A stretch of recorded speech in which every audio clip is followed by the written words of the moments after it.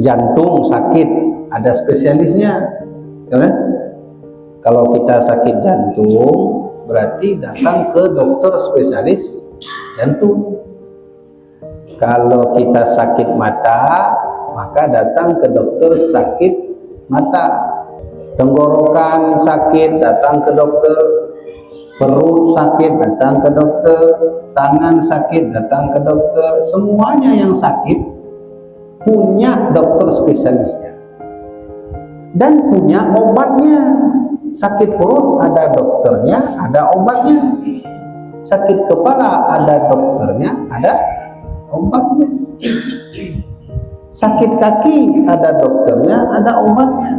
Tapi ada satu penyakit yang nggak ada dokternya, nggak ada juga obatnya, yang juga dialami oleh dokter-dokter spesialis. Nama penyakit itu penyakit batin, penyakit hati.